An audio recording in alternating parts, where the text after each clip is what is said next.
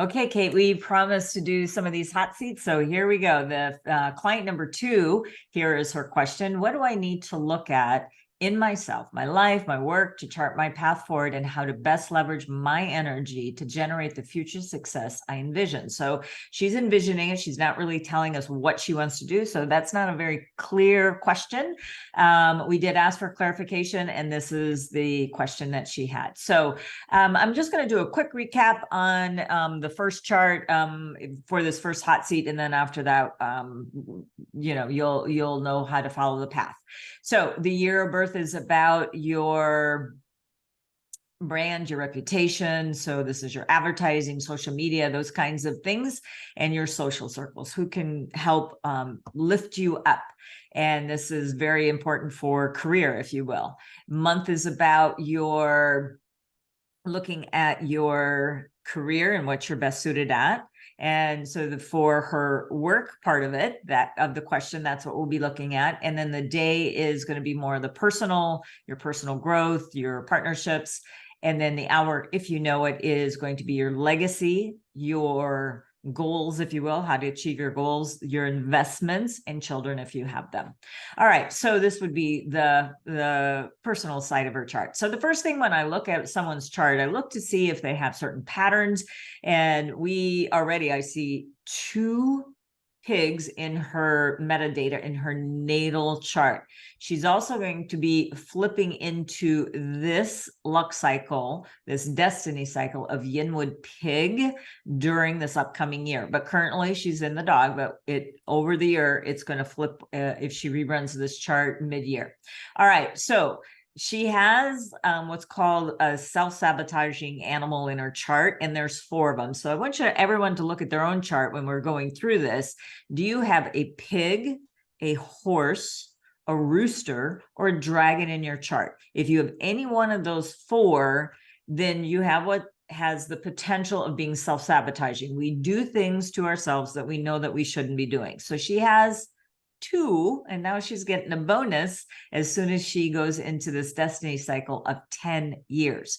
What is self-sabotaging? How do you get around that? You think before you act. You act instead of react. So this is very, very important. So if she's looking to go to do the things that she wants to do in the way that she envisions them, sometimes she's going to have to get a little bit out of her way. So she also has a dragon in her chart. In 2024, we also have what's called the wood dragon energy coming in, as you might have heard already. So that's another self-sabotaging animal in her career space.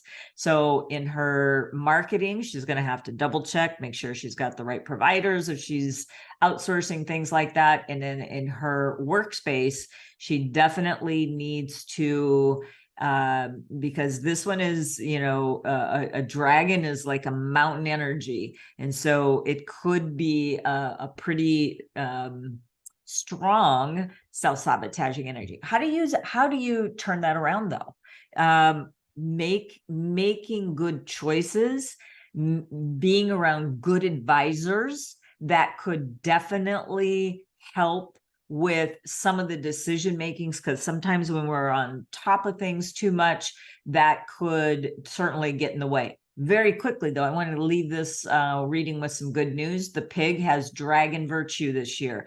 Dragon in 2024. Dragon virtue means removing obstacles. Couldn't ask for anything better. The dragon has Grand Duke. The Grand Duke, not so great, but you can make some great breakthroughs there. And then the ox, we have fortune virtue. So she's got prosperity, removing obstacles, because her own chart is really what's going to be some of her decision making, and the problems might arise is not being around some trusted advisors and mentors, coaches, things like that. So now I'm going to turn it over to Kate and have her do her energetic reading based on what we just talked about. So fascinating. Hi, everybody. Okay. I just wanted to remind everybody what I see are 20 different energy systems. So the outside would be like a protection, and then the chakras going down, the inner self and the inside. And then all of a sudden, obviously you see the auric fields. And then there are a lot more different ones, but if you can switch the next slide, excuse my drawing. So for this particular client, her protections are blue, which is pretty good for her. Everybody's protections are different. So you just have to look at what is good for you. Now, one of the problems is it's so interesting that you say that she has self-sabotage and she needs to get over those hurdles. So we all have a younger self. It depends on how we deal with that younger self. A lot of times we try and take care of, our younger self, etc. This particular client has a steel cord going to her younger self. Her younger self is so frightened of what is going to happen that steel cord has just become like steel and stops her from moving forward. Next slide, please, Kathleen. And the yellow, by the way, in the inside is her a band of orange protection around it. That's how protected she has felt she needed to be. A way to, you're not supposed to dissolve or detach or cut or anything like that on the cord. What you should do in your meditations every day is just ask the highest positive energy to stuff that cord with love every day. Just picture that cord being stuffed with love from your older self to your younger self. The other thing that the younger self is doing is containing you. Very, very contained, again, in a little steel box. And it stifles your creativity. So a lot of times people say paint or whatever. For you, interestingly enough, it's like you can control all of those things. What they would like you to do, what the highest positive would like you to do to bring out that is to dress in different colors, like put some wild stuff on, a different scarf. It can all be coordinated, but just like bright colors and some wildness, hats or scarves or whatever it is, that will start to help you come out of that containment box. Next slide, please. Okay, the other two things holding you back. So those were actually stopping you. The two things that are holding you back are cords for your third chakra. You can ask the highest positive to please relax them. And the next slide, please. And then your fourth chakra, ask the highest positive to please open it up in a beneficial way. And I put exactly, you can just take pictures of these slides. It's exactly what you should ask for in your meditations, because your fourth chakra will open up. There's no love going to the younger self now, and that all needs to open up. So if you get one more slide.